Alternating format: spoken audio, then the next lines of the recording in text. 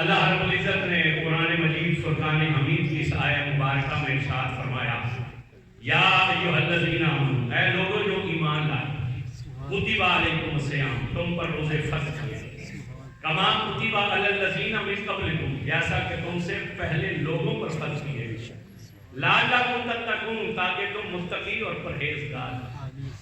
اللہ نے قرآن کی اس آیت میں 3 باتوں کا ذکر کیا، روزے کی فرضیت کا ذکر کیا، پھر یہ امت محمد صلی اللہ علیہ وسلم کو بتلایا کہ سنو یہ کوئی نیا کام نہیں ہے، یا کوئی تم پر نئی عبادت فرض نہیں کی گئی ہے، یہ وہ عبادت ہے جو تم سب پہلوں پر بھی فرض کی گئی۔ آگے پھر اس کی حکمت بیان کی کہ ہم نے کیوں روزے فرض کیے، لعلکم تتقون، تاکہ تم متقی اور پرہیزگار بنو، تاکہ تم اللہ سے ڈرنے والے بنو۔ انسان بیمار ہو تو وہ کسی ڈاکٹر کے پاس جاتا ہے، وہ ڈاکٹر اس کی نبض پر ہاتھ رکھ کے یا حکیم اس کی تشخیص کرتا ہے مرض کی تشخیص کے بعد وہ اسے ایک نسخہ لکھ دیتا ہے اور ساتھ میں یہ بھی بتلا دیتا ہے کہ تم نے فلاں فلاں چیز کا پرہیز کرنا ہے، یعنی دوا بھی دیتا ہے اور پرہیز بھی بتلاتا ہے۔ اللہ تعالیٰ خود سب سے بڑا حکیم ہے، اس نے جب ہماری جسمانی اور روحانی بیماریوں کو دیکھا تو اس نے یہ روزے کا علاج تجویز کیا کہ اے بندو 1 مہینہ ہماری رضا کے لیے تم ہماری خاطر بھوکے اور پیاسے رہو اور مخصوص وقت میں حلال چیزوں سے تم پرہیز کرو، تو نتیجہ نکلے گا کیا؟ میں تمہارے بدن کو بھی گناہوں سے پاک کر دوں گا، میں تمہاری روح کو بھی گناہوں سے پاک کر دوں گا۔ عام دنوں میں آپ کھانا کھائیں، حکم کیا ہے حضور سید دو عالم؟ حضور نے ارشاد فرمایا کہ جب تم کچھ کھانے لگو تو پہلے بسم اللہ شریف پڑھ لو۔ کس لیے بسم اللہ شریف پڑھنے کو؟ توجہ کیجئے گا، انسان 2 چیزوں کا مجموعہ ہے، ایک جسم اور ایک روح۔ کھانا ہے جسم کی خوراک اور اللہ کا ذکر ہے روح کی خوراک۔ کھانا کھانے سے جسم قوت والا بنتا ہے، اللہ کا ذکر کرنے سے روح قوت والی بنتی ہے۔ شریعت نے اجازت نہیں دی کہ صرف جسم کو پالا جائے اور روح کو چھوڑ دیا جائے، اور یہ بھی اجازت نہیں دی کہ صرف روح کی پرورش کی جائے، جسم کو نہ پالا جائے۔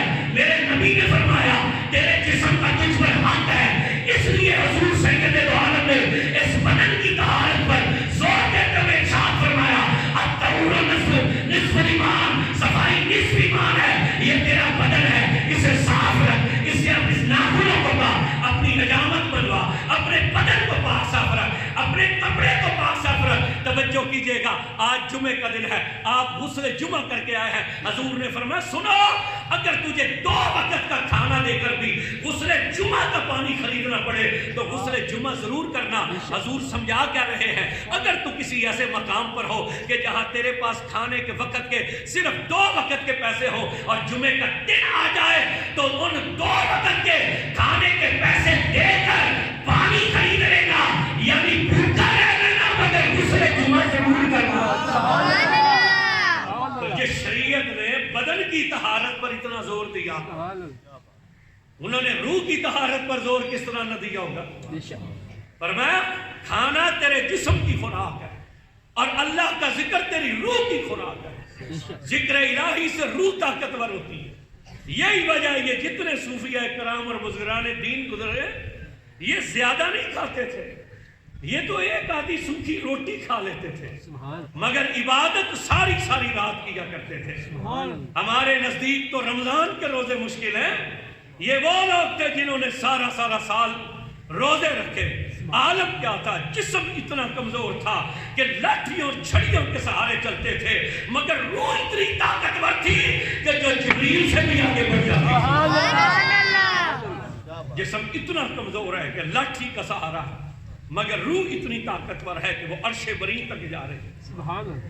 توجہ کیجئے گا، وقت نہیں ہے کہ میں اس پر کوئی استدلال دوں، آپ ماننے والے لوگ ہیں، اس بات کو تسلیم کیجئے گا۔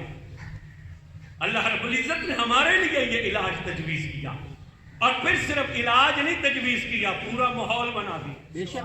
محبوب سے کہا اعلان کر بتلا امت کو کہ جب رمضان کا چاند نظر آتا ہے تو شیطانوں کو جکڑ دیا، رحمت کے دروازے کھول دیے جاتے ہیں، جنت کے دروازے کھول دیے جاتے ہیں، جہنم کے دروازے بند کر دیے جاتے ہیں۔ جہنم کے دروازے بند کر دیے جاتے ہیں، جنت کے دروازے کھول دیے جاتے ہیں، مومن کا رزق بڑھا دیا جاتا ہے۔ نفل پڑھو تو فرض کا ثواب، فرض پڑھو تو 70 فرضوں کا ثواب عطا دیا جاتا ہے۔ پورا ماحول بنا دیا جاتا ہے، پورا ایک ماحول بنا دیا۔ یہی وجہ ہے جتنا رش آج مسجدوں پر جمعے میں، پچھلے جمعے تو نہیں تھا، تو پچھلے جمعے کیوں نہیں آئے لوگ؟ آج جمعوں پر اجتماع میں کیوں رش ہے؟ 2 جگہ تو تقریر کر کے آگے ہیں، تو آج کیوں رش ہے؟ ہمارے سالم صاحب رحمۃ اللہ علیہ فرمایا کرتے تھے کہ جب یار ہمارے پکڑے گئے تو ہم بھی مسجدوں میں، جب تک یار باہر رہے تو ہم بھی باہر رہے، جب یار پکڑے رہے تو ہم بھی مسجدوں کی طرف آ گئے۔ تو اللہ تعالیٰ یہ پورا ایک ماحول بنا دیتا ہے، سرکش شیاطین قید کر دیے جاتے ہیں، رحمت کے دروازے کھل جاتے ہیں، مخلوق کے دل میں توجہ ڈال دی جاتی ہے، ہر بندہ اللہ کے گھر کی طرف دوڑ پڑتا ہے۔ جب پورا سال سرب سجود نہیں ہوتا، رمضان میں وہ بھی رب کی بارگاہ میں جھکتا ہے۔ جب پورا سال قرآن نہیں کھولتا، رمضان میں وہ بھی قرآن کھولتا ہے۔ یہ بھی اس کی کرم نوازی ہے، مگر ساتھ ساتھ ہمارے لیے شرمندگی کا بھی تو ذریعہ ہے کہ ہم نے اس مولا کے ساتھ کیا کیا ہے۔ یہ تو اس کا کرم ہے کہ اس نے رحمت کے دروازے کھولے، ورنہ ہم نے کون سی وفا اس کے ساتھ کی؟ ہم تو اسے منہ موڑے ہوئے تھے، مگر وہ کتنا کریم ہے اپنے بندے کے معاملے، وہ کتنا رحیم ہے۔ حضور سید دو عالم منبر پر تشریف فرما، آپ نے پہلی سیڑھی پر قدم رکھا تو فرمایا آمین، دوسری سیڑھی پر قدم رکھا تو فرمایا آمین، تیسری سیڑھی پر قدم رکھا تو فرمایا آمین۔ صحابہ نے عرض کی یا رسول اللہ پہلے تو معمول نہیں ہے، آپ پہلے بھی ممبر پر جلوہ گر ہوتے ہیں، مگر اس طرح آمین تو نہیں فرمایا۔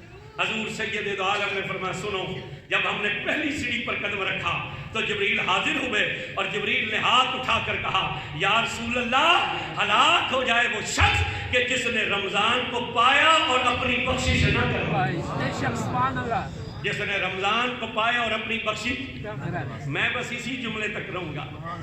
اللہ نے یہ مہینہ ہماری بخشش کے لیے بھیجا، وہ ہمیں بخشنا چاہتا ہے، وہ بخشش اس کی رحمت پکار پکار کر اپنے بندوں کو آواز دے رہے ہیں، وہ ہمیں بخشنا چاہتا ہے۔ اس کے محبوب نے فرمایا کہ جبریل نے یہ دعا مانگی کہ ہلاک ہو جائے وہ شخص جس نے رمضان کو پایا اور اپنی بخشش نہ کروائی۔ تو حضور فرماتے ہیں ہم نے کہا آمین۔ اب آپ سوچئے دعا کرنے والے جبریل ہوں، آمین کہنے والے حضور، دعا کی قبولیت میں کوئی شک رہ سکتا ہے؟ میرے بھائیوں اور میرے دوستوں، اللہ رب العزت نے کوئی بچت سکیم کا آغاز نہیں کیا کہ اس کے خزانوں میں کوئی کمی واقع ہو گئی ہے، وہ بے حد ہے، اس کے خزانے بھی لامحدود، نہ اس کے کرم کی کوئی حد ہے، نہ اس کی عطا کی کوئی حد ہے۔ یہ تو صرف وہ ہمیں اپنی طرف متوجہ کرنا چاہتا ہے،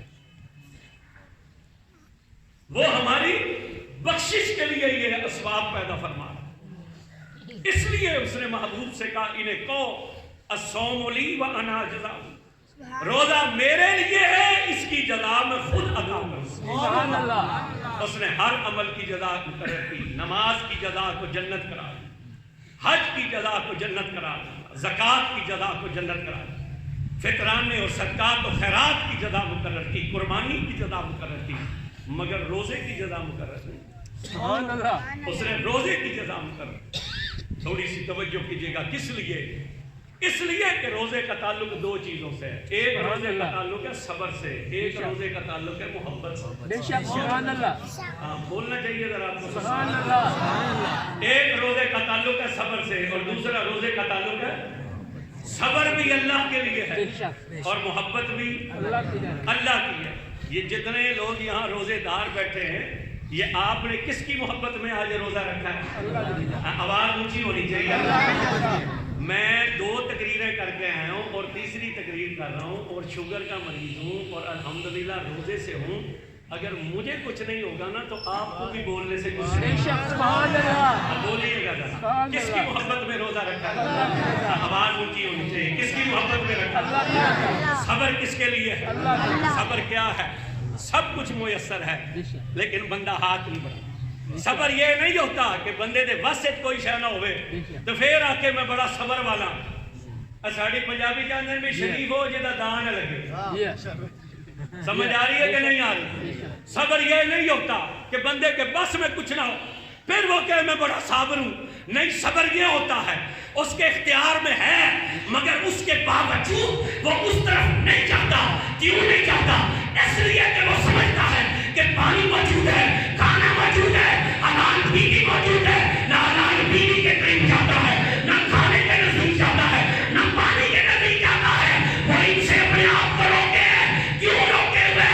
اس لیے کہ وہ سمجھتا ہے کہ میرے اس عمل سے میرا مولا ناراض ہو جائے گا. نعرہ تکبیر، اللہ اکبر، رسالت، ادارے ختم نبوت، زندہ باد زندہ باد، ادارے ختم نبوت، زندہ باد زندہ باد. لبیک لبیک یا رسول اللہ، لبیک لبیک لبیک یا رسول اللہ. وہ سمجھتا ہے کہ میرے اس عمل سے میرا اللہ ناراض ہو جائے گا. وہ صبر کا دامن نہیں چھوڑتا. اس لیے فرمایا کہ روزہ صبر سے ہے اور صبر کی غذا میں خود بنتا. روزے کا تعلق محبت سے ہے. جتنی محبت اعلیٰ ہوگی اتنا روزے کا حد زیادہ. جتنی محبت کامل ہوگی اتنی رب کی فرما برداری زیادہ. اور میں آپ کو ایک بات یہاں یہ بھی بتلاتا جاؤں، بندہ مومن کا ہر عمل اللہ کے لیے ہوتا ہے. یہ بات یاد رکھیے. اخلاص کیا ہے؟ اللہ ہم سب کو اخلاص نصیب فرمائے. حضور مولا کائنات علی شیر خدا علیہ السلام فرماتے ہیں اے اللہ میں تیری عبادت اس لیے نہیں کرتا کہ مجھے جنت ملے. نہیں، آواز نہیں آئی آپ؟ میں تیری عبادت اس لیے نہیں کرتا کہ مجھے جنت ملے. اگر میں جنت کے لیے تیری عبادت کروں تو یہ عبادت نہیں ہے، یہ تجارت ہے. اور میں دوزخ کے ڈر سے بھی تیری عبادت نہیں کرتا. اگر دوزخ کے ڈر سے تیری عبادت کروں تو یہ عبادت نہیں، یہ غلامی ہے. میں تیری عبادت اس لیے کرتا ہوں کہ تو عبادت کے لائق ہے.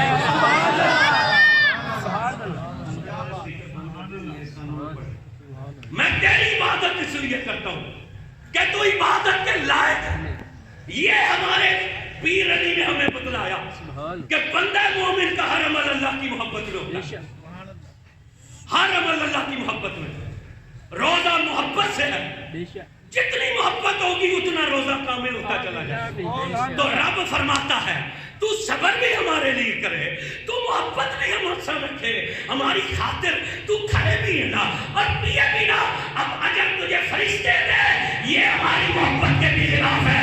اب چونکہ تو نے محبت ہم سے دی ہے اب بدلہ ہم خود تجھے عطا فرمائیں گے.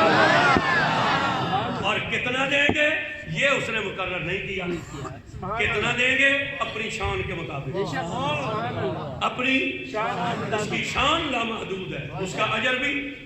دوسرا اس حدیث کا مطلب یہ بنتا ہے کہ روزہ میرے لیے ہے اور میں اس کی جزا خود بنتا ہوں. روزہ میرے لیے ہے، میں اس کی جزا خود بنتا ہوں. آپ توجہ کیجئے گا. اس نے اپنی رحمت بیان کی حدیث قدسی میں. اس نے کہا محبوب امت کو بتلا، جب بندہ ایک بلش تیرے رب کی طرف بڑھتا ہے نا تو ہماری رحمت کا ہاتھ اس کی طرف بڑھتا ہے. سبحان اللہ، سبحان اللہ. مائک منہ کے قریب پکڑو. اور جب بندہ ایک ہاتھ ہماری طرف بڑھتا ہے ہماری رحمت کلاوہ اس کی طرف بڑھتی ہے. سبحان اللہ. اسے کلاوہ اے جب بھی پائی گئی نا اسے کلاوہ کہتے ہیں. فرمایا کوئی بلشتہ ہے تو ایک ہاتھ بڑھتے ہیں، کوئی ہاتھ بڑھے تو کلاوہ بڑھتے ہیں. اور اے پیارے محمد بتلا اپنی امت کو جب کوئی چل کر تیرے رب کی طرف آتا ہے تو ہماری رحمت دوڑ کر اسے ہماری رحمت دوڑ کر لپٹ جاتی ہے. اس کی مثال ہم آپ کو ایسے سمجھائیں گے. ہمارے گھروں میں ہوتے ہیں بچے چھوٹے، جب وہ کھڑا ہونا سیکھ جاتے ہیں نا ہم انہیں چلنا سکھاتے ہیں. ہم اسے تھوڑے سے فاصلے پر کھڑا کر کے یوں بازو پھیلا کے کہتے ہیں آ. وہ دیکھتا ہے میرے والد، میری والدہ، میری نانی، میری خالہ، میری پھپھی، میری ممانی، میری چچی، میری ہمشیرہ، میرا بھائی، میرا چچا مجھے محبت کے بازو کھول کر بلاتا ہے. ہم کہتے ہیں آ. وہ ایک قدم اٹھاتا ہے، قدم ٹکا لیتا ہے. ہم پھر کہتے ہیں آ. پھر قدم اٹھاتا ہے، پھر ٹکا لیتا ہے. ہم پھر کہتے ہیں آ. پھر اٹھاتا ہے، پھر ٹکا لیتا ہے. ہم پھر کہتے ہیں آ. اب وہ قدم اٹھاتا ہے، قدم ٹکتا نہیں ہے، وہ گرنے لگتا ہے. ہم انتظار نہیں کرتے یہ گر جائے. ہم کیا کرتے ہیں؟ دوڑ کر اسے سینے سے لگا لیتے ہیں. اللہ نے کبھی نہ تمثیل امثال امت کو بتلا. جب بندہ تیرے رب کی طرف چلتا ہے شیطان اس کی راہ میں رونے کھاتا ہے. بندے کا قدم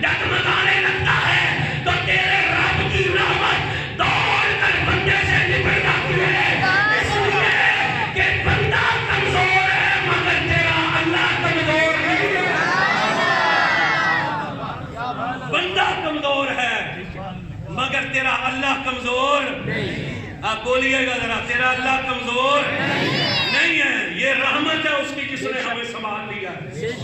आप बोलिएगा जरा, ये रहमत है जिसने संभाल लिया। इसलिए फरमाया सौमुल ईमान जज़ा बिही, रोजा मेरे लिए है, जज़ा मैं बनता हूँ। आप सोचिए तो सही, बंदे ने चंद घंटे भूखा और प्यासा रह के पाया किस ज़ात को है जो अरहम अर्राहिमीन है, सारी कायनात का रब है, रब्बुल मशरिकैन व रब्बुल मगरिबैन। चंद घंटे भूखा प्यासा रह के किस ज़ात को अपना बना लिया, वो जो सारी कायनात का रब है। वो फरमाता है तूने हमारी खातिर प्यास बर्दाश्त की, तूने हमारे लिए भूख बर्दाश्त की। अच्छा तू हमारे लिए हलाल चीजों से बचा रहा, फिर तू हमसे मोहब्बत करे और हम तुझसे मोहब्बत ना करें, ये कैसे हो सकता? फिर वो फरमाता है तूने चंद घंटे भूखा प्यासा रह के उस जात को अपना बना लिया जो अरहम अर्राहिमीन की जात। अल्लाह फरमाता है बंदा हमारा हो जाता है, हम अपने बंदे के हो जाते हैं।